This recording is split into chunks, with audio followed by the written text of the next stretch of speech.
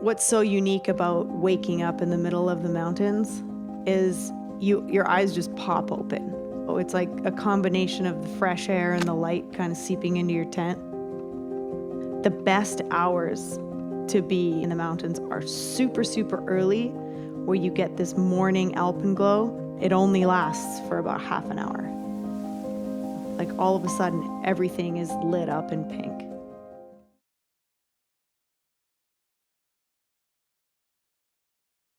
So here on the Yeti Everyday Adventure Stage, we're so thrilled to be joined by Caroline Elliott, dog handler from the French Mountain Rescue, and her faithful friend, Kayla.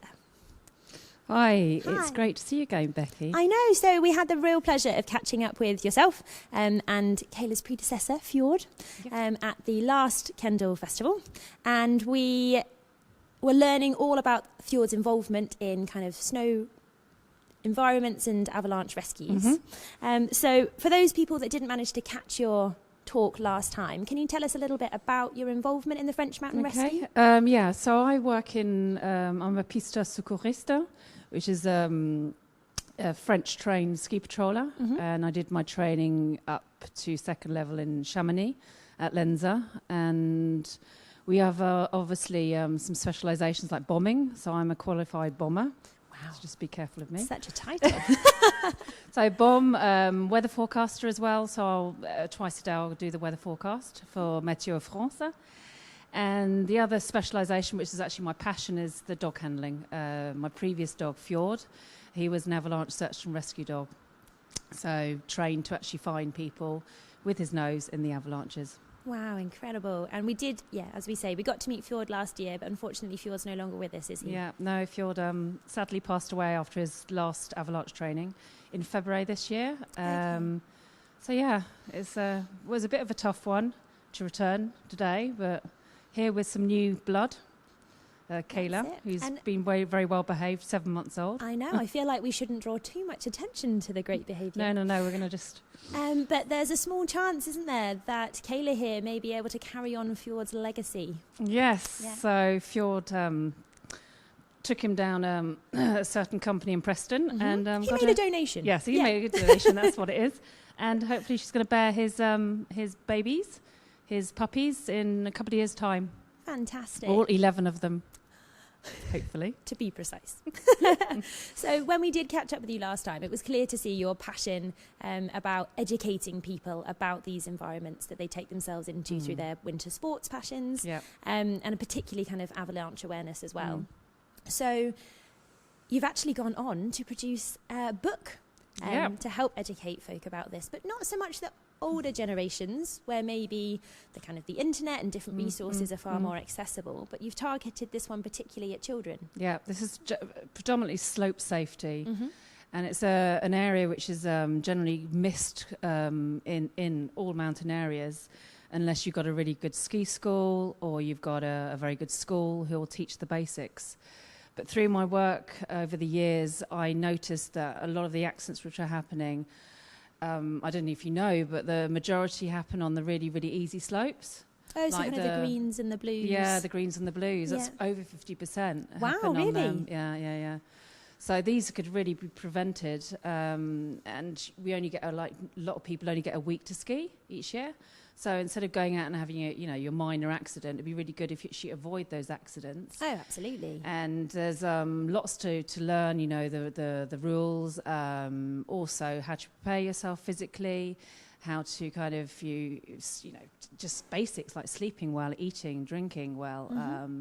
So there's a lot to learn. I actually realised that over time that was an element which was missing, and hence every evening I used to go down the hill and write up little anecdotes of silly or funny things Fjord had been doing, and And slowly but surely, this book has come to life. And wow. And kind of like with anything, if that education can start kind of as young as possible, as when it's appropriate, then hopefully that will kind of filter through the snow enthusiasts to come. Yeah, and hopefully it'll filter through to the parents as well. Yeah. Because a lot of our avalanche rescues, sadly, have been parents who've taken their children off areas which were shut or even shut due to avalanche danger. They took their children off. Wow. One case is very positive. 4-year-old came out after 2 hours, and not so positive. A 14-year-old didn't come out, but he had a great GoPro on his head, and it filmed everything. So there's lots of positives which have been gained. If just a little bit of education, subliminal education at night. Looking through this book, it's been beautifully illustrated by the illustrator. Gorgeous. Evgenia Malina. She's doing some great work. It's in the progress at the moment, so and wouldn't that be incredible if, like you say, actually young ones were picking up Fjords Mountain Mission and feeling inspired and wanting to educate their families too? Definitely, and empowered, I'd say as well. Empowered by the knowledge to go out and have a great time. Absolutely. So how was it for you? Obviously you work with super complex technologies a lot of the time, and lots of kind of really serious protocol. How was it kind of translating that language into something that is more accessible for the younger years? Well, the least, I would say the point you've got to remember with children, you don't want to scare them, but you actually need to basically explain what the dangers are, but keep them safe, keep them, wanting to go out and enjoy their time. And with the book, I also do explain that, in accidents, there are a lot more accidents on the slopes than there actually are avalanches. It's all very exciting. Fjord and I myself, we were popping off in the helicopter, and it all seems great fun. But that's a fairly small part of what it was that you were doing. It's a very, very small part of the work we do. So it's great to kind of, as I say, inspire children. And also, I'd love to inspire the younger generation, because there's a lot of females who are still not valued and not doing the professions in the mountains, which they are very capable of doing. And they bring a skill set which the male population don't have. And you've got some the foreword in the book is written by a real host of really inspiring females. Incredible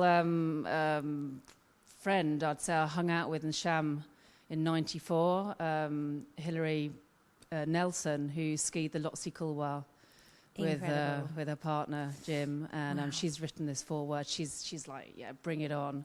She loves it. Let's go, girls. And then I've got another friend, Kathy O'Dowd, who's based in Andorra. She was the first woman to climb Everest from the north and the south. And then also the Mena and Jen, who the Alpine Paralympic, the visually impaired pairing. And they've gold, bronze, silver medals in the Paralympics in 2018. So that's a few of the girls I've got. I've got also 2 girls from Cham, from the Pays Chem, and also CRS Montagne. They're doing for the French version, because hopefully this book's going to be translated into French. Oh, fantastic. And also German, and who knows, Spanish, and all the places where... Russian, Chinese. I mean, we'll have snow sports enthusiasts from all over, won't we? So hopefully it'll kind of reach all the far corners. And also I'd like it for also the children who don't, unfortunately, have the kind of ability to go abroad and ski or go up to Scotland, so they can actually live that mountain, that magical, wonderland from their bed and from their chair each evening, And he's such an engaging character as well. You portray him really well, and after having met him, it's such a lovely kind of testament to all those hard years of service that Fjord put in. And what is, I suppose, really important to say is that we're hoping that it's going to come out as an ebook in time for Christmas. So I know that you're kind of very keen to kind of stay on the environmental side of things, and make carbon sure footprint. It's kind of super accessible as well. You don't need to go into a bookshop and grab it. But we need some support, don't we? Yeah, we do, definitely. So it's a crowdfunding kind of project that you're running here, and you do need that bit more support so we can get it out in time for Christmas. And there's a little treat, isn't there? A little something special if people do support it. Definitely. And the idea is actually in the printed version, which will happen hopefully after, is that in the front cover, same as the ebook, but it won't be the front cover, obviously, is there'll be individual snowflakes printed. And in these individual snowflakes will be the initials of the donators for the book. Oh, what a lovely reminder. Yeah, I mean, I don't know if you know how snow's formed. You have told me, but I feel like we should hear it. Yeah, no, it's just like there's a dust. You have to have a dust particle. You have to have something solid for the ice crystals to form around to make then the solid form into the incredibly beautiful 6 dendrites they have, and then they go on to make the snowpack and yeah, so the idea is actually these snowflakes will all come together to then form this this book. Oh, what a lovely message. Yeah. And we really do wish you all the best of luck. So if you can get behind Caroline, then please do. It'd be wonderful, if people could. We can't wait to read it kind of online or in the flesh, Fjords Mountain Mission. And the other thing is, I was just about to say, was the FIS, the International Ski Federation. Yes. Who are the Olympic Committee. They're going to be endorsing it too. Yeah, they're endorsing the book. Yeah. And also I'm supported by Autovox, Reco, and Roughwear as well, kind of. So hopefully through their kind of reach as well, it'll be able to really kind of spread wide. Fantastic. And I do just want to touch on the lovely Kayla, who has been so good with us. She's been so good while she's been here on stage. Chewing away at her lead. So she's actually, talking about female empowerment, I kind of feel like maybe it's... I know. I was really surprised to learn from Caroline that actually because Kayla's female, there's certain roles that she won't be able to do within the rescue service. Well, in France, no avalanche dogs are female, or female dogs are not allowed. Okay. Female dog handlers are allowed, but there's few and far between. But the females no, because the French view it as the females have put the males off. So you've got an avalanche, you've got 4 dogs working, you've got the female who's at the top, you've got 4 sectors. If the male dogs are not concentrated on their work, they're going after the female, as you do. So could you have an entirely female crew? Exactly. Okay, we'll have a word. Bring it on. But Kayla is likely to have a different role, hopefully as a trail. Hopefully a training dog, yeah. She's always, when I chose Kayla, I chose her actually by video from France. Wow. She's come from the same breeders as Fjord, but not the same stock. Mm-hmm. And I had 2 dogs to follow, and she always had her nose to the ground, which is a sign of a potentially very strong trailing dog. And she does tend to put her nose down and track. She's very good at finding anything like crumbs at the moment, but hopefully it's going to be a bit more complex than that. And absolutely. And like you say, she's only 7 months old, so such a long, hopefully fruitful service ahead of her as well. Hopefully she's going to be, she's going to be a good girl. I think she is. And I say Kayla means spring, so it's quite nice. She's a water dog, so. Oh, absolutely. And you can see she's very chilled.